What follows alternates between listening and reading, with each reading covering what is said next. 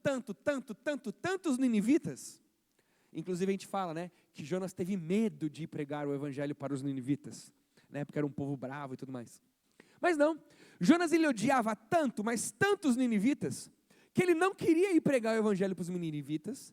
Primeiro porque ele se julgava o detentor da justiça, então eu é que digo se alguém merece ou não merece. Mas também porque Jonas sabia que se o evangelho batesse na porta dos ninivitas, o que ia acontecer com os ninivitas? Eles iam se arrepender. Por isso que Jonas não queria, ou seja, Jonas, ele não queria amar aquelas pessoas difíceis. Jonas foge, desobedece. Jonas escolhe amar tanto a si mesmo, que ele não vai amar as pessoas que Deus amou, Deus pediu para ele amar, que eram os ninivitas, pessoas difíceis. Então aí, trouxe a memória alguém que é difícil de amar? Fica com essa pessoa no teu coração, na tua mente, do começo até o final da mensagem, e eu queria que a gente pensasse em algumas coisas sobre isso, tá bom? Eu queria começar pensando na ideia do seguinte: quando nós falamos sobre como amar pessoas difíceis, a gente trouxe uma pessoa na nossa cabeça, mas talvez a gente precisa lembrar que você pode ser a pessoa difícil, que as pessoas têm dificuldade de amar. Você pode ser a pessoa que as pessoas estão colocando e talvez tenha gente um na mente do outro aqui agora. Porque talvez você seja a pessoa difícil que as pessoas têm dificuldade de amar. Por isso é muito importante a gente entender que antes de qualquer tentativa, qualquer dica, qualquer passo para a gente tomar, nós precisamos entender que todos nós somos difíceis de ser amados. Todos nós somos difíceis de ser amados. A Bíblia vai dizer em Isaías 53, 6, que Jesus, o servo sofredor, em Isaías 53, que no caso é Jesus, ele teve que ser morto por causa daqueles que viviam em corrupção. Por causa daqueles que viviam em pecado, o servo sofredor precisou ser morto por causa disso. Romanos 3, 22 e 23 vai dizer que todos pecaram. E por causa disso estão distantes de quem Deus é. Ou seja, em algum momento todos nós fomos difíceis de ser amados. Todos nós estávamos numa condição de não sermos merecedores de ser amados. Ou alguém aqui merece o amor de Deus. Ou alguém aqui fez por merecer. Não, é que você não me conhece, Thiago, eu fiz umas paradas, é por isso que Deus me ama. Deus só mandou o filho dele para morrer numa cruz no meu lugar, porque eu sou um cara de gente boa. Não. Todos nós, em algum momento, fomos difíceis de ser amados. E Jesus escolheu nos amar mesmo assim. Todos nós pecamos. Todos nós desagradamos a Deus. Todos nós vivemos em rebeldia com o Criador. E mesmo assim, Deus nos amou ao ponto de fazer algo muito difícil, que é entregar o próprio Filho dele para morrer numa cruz para perdoar os nossos pecados. Então precisamos começar o nosso tempo aqui juntos entendendo que todos somos pessoas difíceis de ser amado. Então, pensando nisso, como que nós vamos buscar? Como que nós vamos acolher? Como que nós vamos, essa palavra vai dar um sentido duplo aí, mas como que nós vamos enfrentar essas pessoas difíceis? Enfrentar mas enfrentar de lidar com a situação. Como nós vamos enfrentar isso? Eu quero dar para vocês algumas ideias de como a gente pode fazer isso, tá bom? Primeira delas, nós precisamos admitir as nossas próprias falhas. Abre aí a sua Bíblia em 1 Timóteo. 1 Timóteo 1, 12.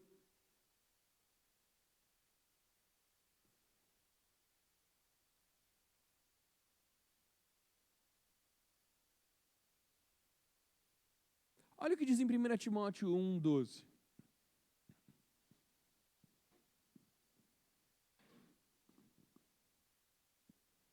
Diz o seguinte: dou graças a Cristo Jesus, nosso Senhor, que me fortaleceu e me considerou fiel, designando-me para o ministério. A mim, que no passado era blasfêmio, perseguidor e insolente, mas alcancei misericórdia, pois fiz isso na ignorância, na incredulidade. Transbordou, porém, a graça do Senhor com fé e amor que há em Cristo Jesus. Esta palavra é fiel e digna de toda citação. Cristo Jesus veio ao mundo para salvar pecadores, dos quais eu sou o principal. Mas por esta mesma razão me foi concedida a misericórdia, para que em mim, que sou o principal pecador, Cristo Jesus pudesse mostrar sua completa longanimidade, e eu servisse de modelo para todos os que hão de crer nele para a vida eterna. Assim ao Rei eterno, imortal, invisível, mais real, a honra, ministramos o louvor para todos sempre. Amém. Nós precisamos entender, e como primeiro fonte de dica, de passo que a gente pode dar, nós precisamos admitir as nossas falhas. Paulo, quando ele vai pregar o evangelho às pessoas, lá em Gálatas vai dizer o seguinte, que as pessoas se juntavam um para o outro assim, e diziam assim, ué, Paulo? Isso não é aquele maluco lá que estava matando, perseguindo o cristão? Agora vai dar de falar de Jesus para a gente? Como assim? Quem que ele está pensando que é? O que é isso que está acontecendo? Então Paulo, ele vai dizer em vários momentos, eu citei Timóteo aqui, mas tem pelo menos umas seis ocorrências no Novo Testamento, onde Paulo, ele admite as suas falhas publicamente. Eu que era antes perseguidor do Evangelho, eu que era, como ele diz aqui, blasfêmio, perseguidor, insolente, dos pecadores, o principal pecador. Paulo, ele na hora de tentar alcançar pessoas, primeiro, ele admite as suas próprias falhas. Toda pessoa difícil que eu identifico é uma expressão de exaltação pessoal. O que eu quero dizer com isso? Nós precisamos admitir as nossas falhas, por quê? Pensa na pessoa que você colocou na tua mente aí no comecinho da pregação. E você classificou ela como alguém difícil de ser amada, certo? Sabe por quê? Porque naquilo que você considera ela difícil de ser amada, você se considera bom. Você se considera bom. Porque fulano é difícil de ser amado, é difícil de amar aquela pessoa, porque ele não para de falar. Talvez você fale isso porque você é uma pessoa que fale pouco. Fulano é difícil de ser amado, porque ele é uma pessoa muito irada. Talvez porque você é calmo demais que você disse isso. Tal pessoa é difícil de ser amada, é difícil de lidar com ela, porque ela está toda hora sofrendo, toda hora alguma coisa ruim aconteceu com ela, a gente tem sempre que ajudar ela com alguma coisa. Talvez você fale isso porque você é uma pessoa que cognitivamente, psicologicamente, espiritualmente, emocionalmente, é alguém muito fortalecido. E que poucas vezes vai demonstrar sua fragilidade para as pessoas. Normalmente consideramos pessoas difíceis porque exaltamos a nós mesmos. Eu sou bom ou ela ruim. Por isso que ela é difícil. Agora, para nós equilibrarmos isso, obviamente já falamos, né? Temos que tratar todo mundo, e lembrando que todos nós somos pessoas difíceis de ser amada, mas temos que admitir as nossas próprias falhas. Quando eu admito a minha própria falha, vamos aqui usar o exemplo de Paulo. Quando Paulo diz, eu sou blasfemo, perseguidor e insolente, Paulo precisa entender que, se por um acaso surgirem pessoas blasfemas, perseguidoras e insolentes, ele lembrando quem ele era, ele não vai considerar ou julgar difícil essas pessoas de serem amadas. Todas as vezes que, não vou parar de repetir, mas eu vou falar a última vez para a gente ir para o próximo. Todas as vezes que consideramos alguém difícil de ser amados, é porque primeiro exaltamos a nós mesmos em uma característica e menosprezamos o outro na característica que é diferente da nossa. Por isso a gente precisa muito admitir as nossas próprias falhas ao ter que lidar e amar pessoas difíceis. Segundo, nós amamos pessoas difíceis buscando essas pessoas pensando no bem deles. Já parou para perceber que muitas vezes quando a gente cria ou gera relacionamentos, nós criamos e geramos esses relacionamentos pensando em nós? O que tal pessoa pode dar para mim? O que eu vou ganhar me aproximando dessa pessoa? Né? Porque a gente usa, não sei quem foi, eu acho que foi o pastor do aniversário da igreja, e ele falou isso domingo à noite. Agora a gente não se relaciona mais com as pessoas para abençoar a vida das pessoas. Agora a gente faz networking. E o que é networking? É você se aproximar, conhecer pessoas, com o objetivo de que essa relação te traga um benefício. Isso é networking. É como que se, nos meus primeiros dias aqui na igreja, eu me fizesse acessível e relacional a vocês, para quê? Mas o Thiago é um pastor massa. Não, vamos ficar com ele. Ué, a minha relação com vocês é por causa daquilo que vocês podem me dar? É para isso que estabelecemos contatos? É para isso que estabelecemos relacionamentos? Por isso que é difícil amar pessoas difíceis. Porque se alguém não tem nada para me oferecer, eu não tenho do porquê me relacionar com ela. Mas olha o que Moisés fez lá em Êxodo 32, o 11 ao 13. Vai lá, em Êxodo 32. Êxodo 32, no 11.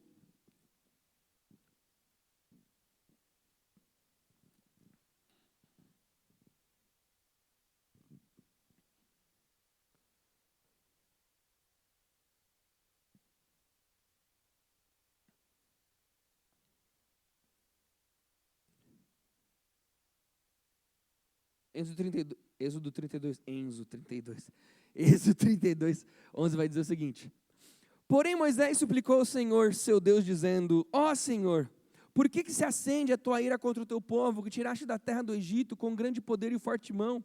Por que deixar que os egípcios digam, ele nos tirou de lá com más intenções, para matá-los nos montes e para eliminá-los da face da terra? Deixa de lado o furor da tua ira e muda de ideia contra este mal que contra o teu povo. Lembra-te de Abraão, Isaque, Jacó, Isaque e Israel, teus servos, os quais por ti mesmo jurastes, dizendo: multiplicarei a descendência de vocês como as estrelas do céu e toda a terra, do que tenho falado, e eu darei a sua descendência para que a possuam por herança eternamente. Esse texto, teologicamente, tem uma crise aí que a gente não vai resolver hoje, tá bom? Que é o arrependimento de Deus com relação ao que ele ia fazer com o povo de Deus ou não com o êxodo lá. Mas a gente não vai entrar nesse mérito agora, nós vamos olhar para a atitude de Moisés e não para o arrependimento de Deus, mas a gente pode conversar sobre isso depois se você quiser. Mas o que acontece aí? Moisés foi para o Monte Sinai, foi lá, os 10 mandamentos e tal, e Deus dá a lei para ele, e aquela conversa toda, a coisa demora e não sei o quê. Enquanto isso, o povo está lá embaixo, no acampamento no deserto. O que vamos fazer, Deus? O que vamos fazer? E não sei o quê. E, já que Moisés não desce, já que Moisés não volta, então vamos fazer um bezerro de ouro para adorar. O povo faz o bezerro de ouro, idolatria. Deus era o Deus de Israel. Quando Moisés volta, descobre que Deus ia descer a lei em todo mundo. Nisso de que Moisés descobre que Deus ia descer a lei em todo mundo, Moisés então intercede pelo povo. Só que pensa, não foi uma intercessão assim: ó Deus, sim, será que não rola de o senhor dar uma aliviada? Não. Pela construção do texto, pela construção das palavras, a maneira como Moisés escreveu, Moisés relatou para a gente, era basicamente o seguinte: era como que se, tá? É só para você imaginar na sua mente, a visualizar essa imagem. Era como que se Deus estivesse pronto com uma arma, com algo para fazer em relação ao povo. E como que eu com microfone e sem microfone é a mesma coisa, né? E que Moisés tivesse entrado na frente entre Deus e o povo, para de alguma forma impedir Deus de fazer algo. É mais ou menos essa imagem que a gente consegue ter desse texto. Ou seja, o povo tinha alguma coisa para dar para Moisés? Nada. Só desgraça, desobediência, raiva. Moisés, por causa do povo, morre junto com o povo e não entra na terra prometida. Inclusive por causa do povo que ele resolveu fazer algo por eles. A relação que Moisés tinha com o povo era uma relação onde não tinha que esperar para ganhar de volta. Moisés amou pessoas difíceis. Inclusive, morreu no deserto junto com esse povo e não entrou na terra prometida por causa desse povo, dessas pessoas difíceis. Por isso que Moisés é tido como um tipo de Cristo. A gente olha para a história de Moisés e a gente vê a história de Cristo. Libertou o povo da escravidão do Egito. Jesus libertou da escravidão do pecado. Moisés morre com o povo no deserto. Jesus morre na cruz pelo seu povo, um tipo de Cristo. Mas isso é outra conversa, para as nossas segundas-feiras à noite. Mas segunda atitude, buscando os outros para o bem deles. Nunca fazer perguntas do tipo, ou sempre fazer perguntas do tipo, do que essa pessoa precisa? Ao invés de, o que eles querem? Ou o que eu quero deles? Nós estabelecemos relações não para ganhar algo, mas para ofertar algo. Se você não está disposto a ofertar algo, você não está disposto a amar ninguém. Porque amar é estar disposto a ofertar, e daqui a pouquinho a gente vai ver no próximo. E é sem receber nada em troca. O que a gente deseja quando a gente estabelece relação com as pessoas? Tiago 4, de 1 a 3, a gente não precisa abrir, só vou citar para vocês. Vai falar como é que funciona a relação a construção do pecado no nosso coração.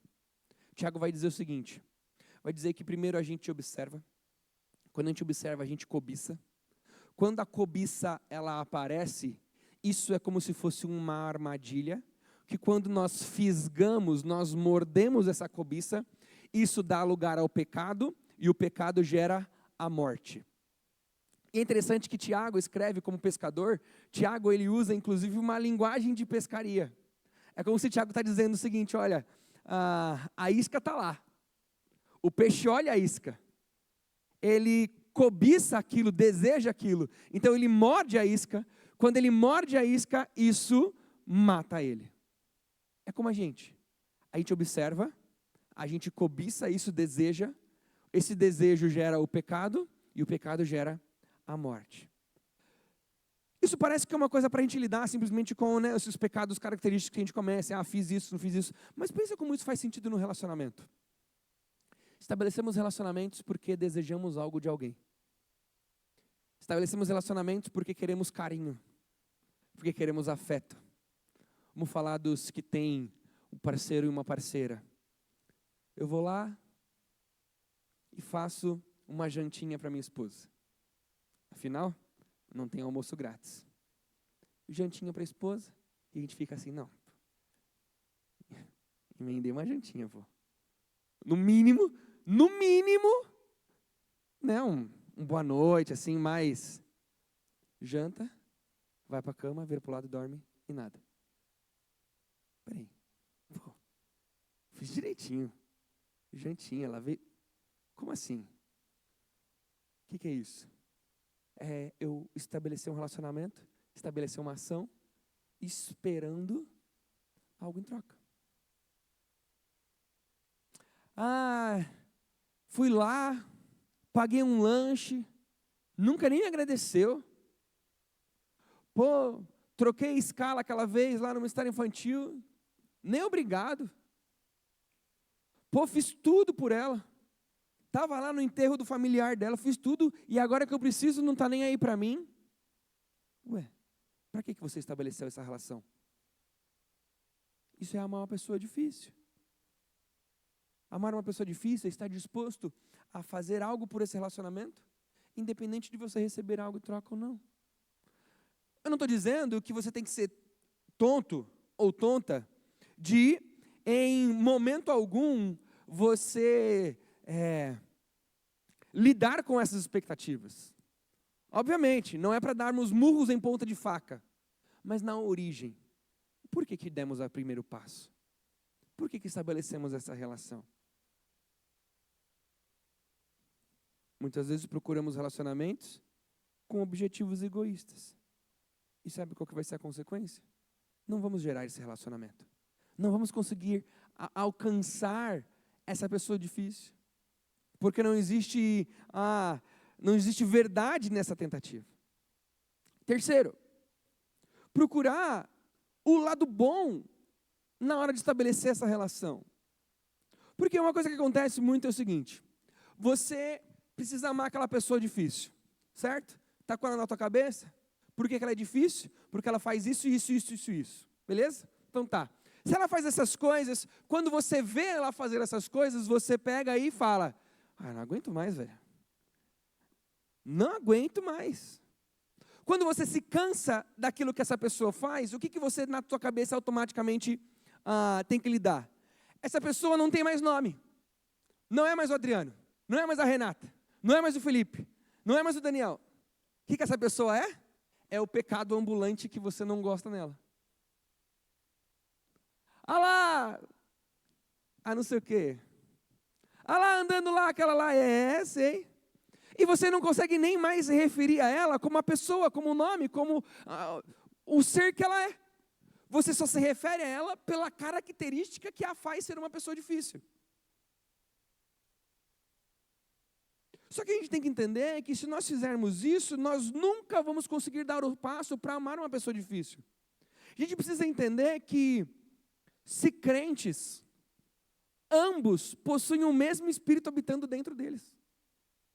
Tanto você, quanto essa pessoa difícil, tem o Espírito Santo habitando dentro de vocês. Ela não é aquilo. Ela é alguém que tem o Espírito Santo igual você dentro dela, que lida com tal dificuldade.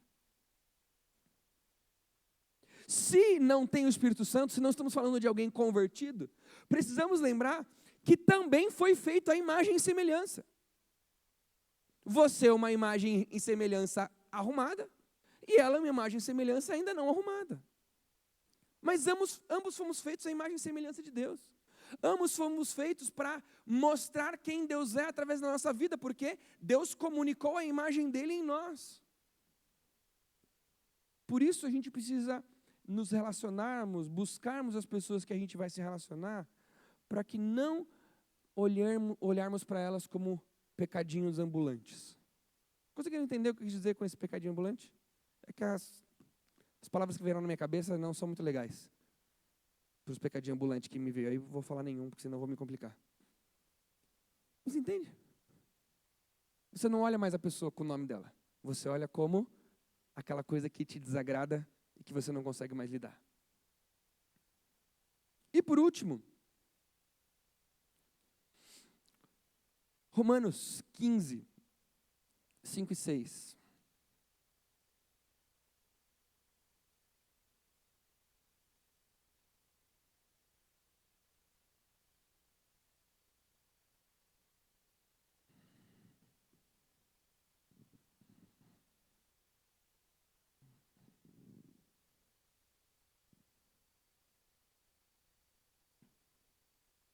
Vai dizer o seguinte, Romanos 15, 5 e 6. Ora, o Deus da paciência e da consolação lhes conceda o mesmo modo de pensar de uns para com os outros, seguindo Cristo Jesus, para que vocês, unânimes em uma só voz, glorifiquem a Deus e Pai, o nosso Senhor Jesus Cristo. Deus da paciência e da consolação. Uma quarta ideia e dica que a gente pode olhar na palavra de Deus sobre como amar pessoas difíceis, é pedindo a Deus paciência e ânimo, ou consolação. Porque Deus, Ele é o Deus da paciência e da consolação. Vamos pensar, se Ele não desistiu de você, por que você desistiria de alguém? Tiago, aquela pessoa é impossível. Já pediu a Deus paciência e ânimo para lidar com ela? Já pediu a Deus que Ele é o Deus? Olha que interessante. A Bíblia não vai dizer para nós pedirmos paciência e consolação, mas o Deus da paciência e da consolação lhes conceda o mesmo modo de pensar de uns para com os outros. Em um ambiente de crise, de discordância aqui em Romanos, que o Deus da paciência e da consolação, Ele conceda o mesmo modo de pensar uns para com os outros. Pedir paciência, pedir ânimo, pedir consolo, para que Ele organize essa relação de como amar essa pessoa difícil. A resposta para isso, e fico muito feliz com as músicas que a gente cantou hoje, porque a resposta para tudo isso é o tamanho do amor de Deus. Quando tivermos dificuldade de lidar com alguém, quando tivermos dificuldade de lidar com amar uma pessoa difícil, a gente tem que entender o tamanho do amor de Deus para com a gente. Um amor que é grande, largo. Vamos ler? Para você não ficar com a musiquinha de criança na cabeça. Melhor levar a Bíblia para casa do que grande, tão grande, largo, tão largo, fundo, profundo, é maior que o mundo, mas é pequeno.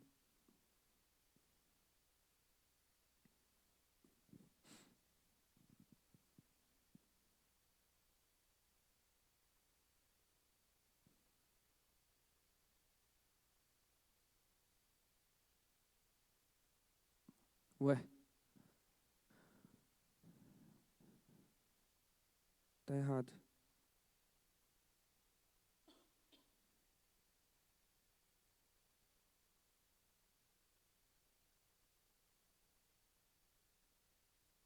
Aqui, ó, isso mesmo.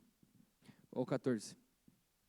Por esta razão, me ponho de joelhos diante do Pai, de toda a família, de todo o céu e da terra, recebe o nome.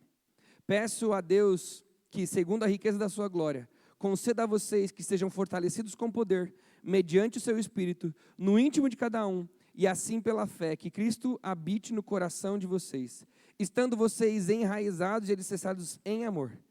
Isto para que com todos os santos vocês possam compreender qual é a largura, o comprimento, a altura e a profundidade, e conhecer o amor de Cristo, que excede todo entendimento, para que vocês fiquem cheios de toda a plenitude de Deus. Ora, aquele que é poderoso para fazer infinitamente mais do que tudo que pedimos ou pensamos, conforme o seu poder que opera em nós, a ele seja a glória na igreja em Cristo Jesus, por todas as gerações, para todos sempre.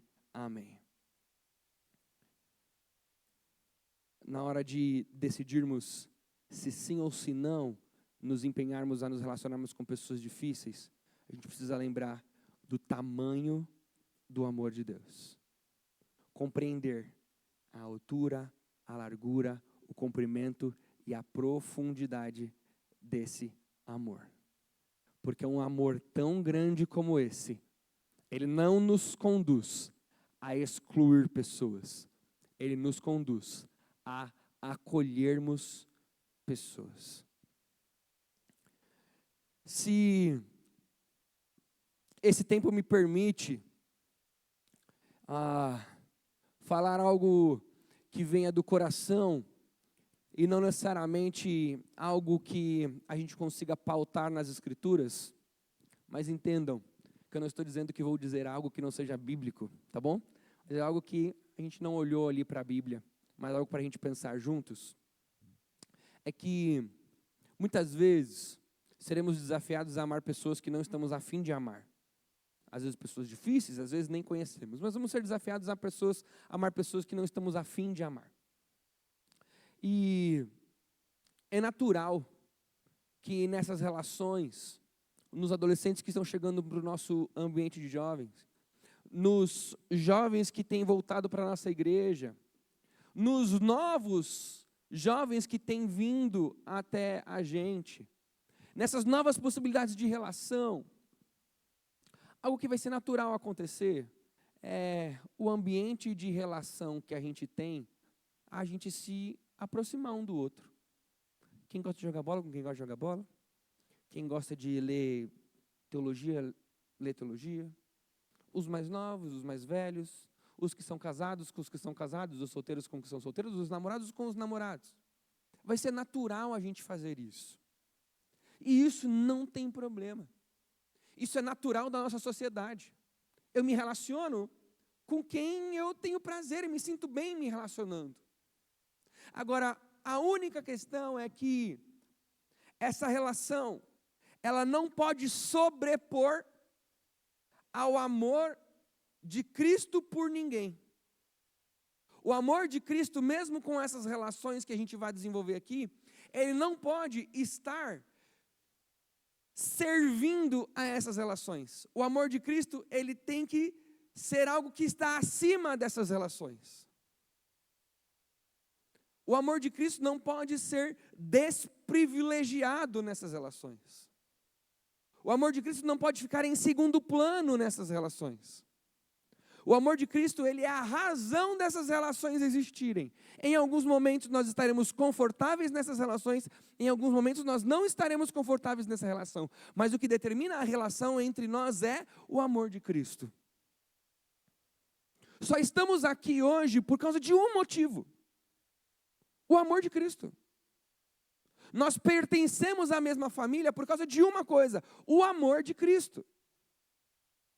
Por isso nos relacionamos por causa do amor de Cristo. Qual a probabilidade de eu conhecer o Adriano na minha vida e na minha história? Há meses atrás o moleque morava na Espanha. Qual é a probabilidade? A probabilidade é o amor de Cristo. Por causa do amor de Cristo. Inclusive eu jogo bola com um cara que estava jogando bola na Espanha. Toda terça-noite. É o amor de Cristo que estabelece essa relação. É o amor de Cristo que nos aproxima. Nos faz gerar relacionamentos um pouco mais íntimos com aqueles que teremos mais facilidades e relacionamentos não tão íntimos com aqueles que temos menos facilidade ou mais dificuldade. Mas o amor de Cristo, ele é maior do que qualquer relação difícil que a gente possa ter. Por isso, nada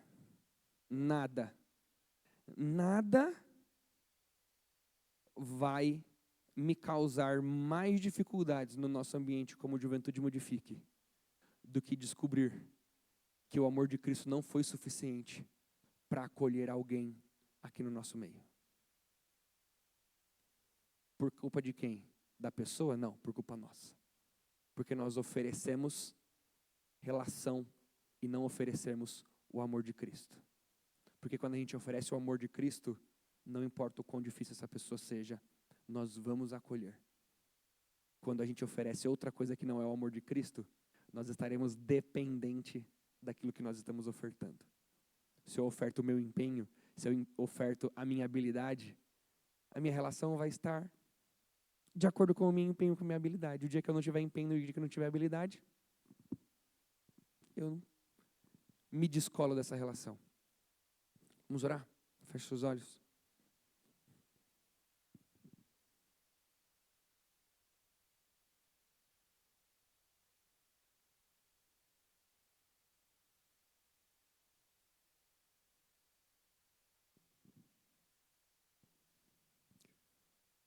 Eu queria que, primeiro de tudo, você orasse por essa pessoa que você pensou no nome dela lá no começo da mensagem. Primeira coisa que eu queria que você fizesse é isso.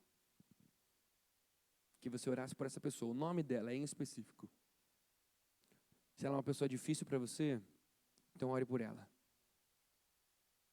E nessa oração, coloque que o amor de Jesus seja a razão de dar certo essa relação.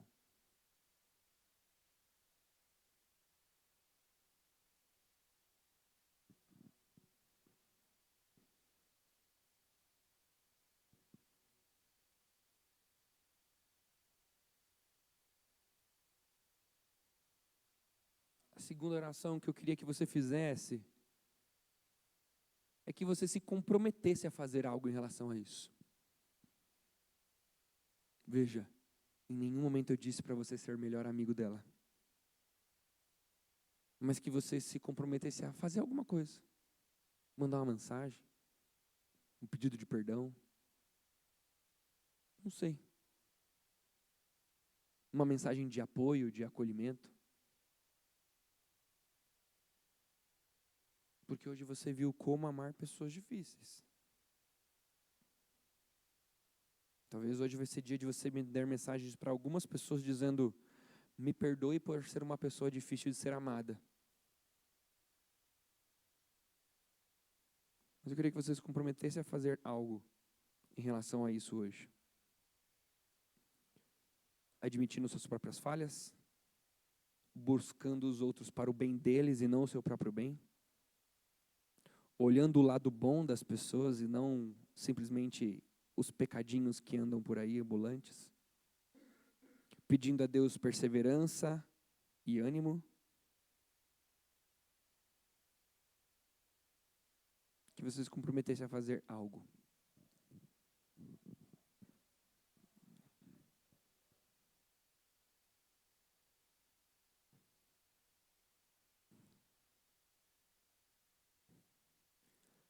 Senhor Deus,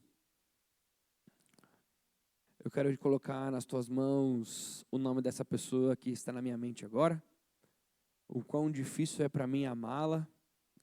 Que o Senhor tire de mim qualquer tentativa de menosprezar, tratar mal ou excluir essa pessoa. Que eu continue sendo um bom exemplo para ela. Que eu possa ofertar o amor de Cristo para ela, uma relação de verdade. E que naquilo que tiver ao meu alcance, que o Senhor me habilite a ser um bom exemplo, um bom cristão para essa pessoa. Eu quero te pedir, Pai, que o Senhor me ajude a fazer algo. Fazer algo em relação a isso, em relação a amar pessoas difíceis. Que eu sempre tenha uma boa resposta a todos eles. Eu quero te pedir agora, Deus, pela nossa juventude. Para que a nossa juventude nunca tente acolher outra pessoa aqui em nosso meio, a não ser através do amor de Cristo. Porque o amor de Cristo é incrível, é gigante. E esse amor, ele está aqui para acolher a todos aqueles que chegarem à nossa relação. Que o Senhor nos ajude a sermos bons cristãos, a mostrarmos uma vida que vale a pena ser vivida. Que as pessoas possam encontrar um ambiente de descanso, de acolhimento, num ambiente onde a Bíblia estará aberta para confrontar os corações e aos difíceis deixarem de serem difíceis e aos fáceis continuarem se empenhando na tarefa que tem de amar pessoas. Em nome de Jesus, Pai. É isso que eu te peço e te agradeço. Amém. Amém, gente.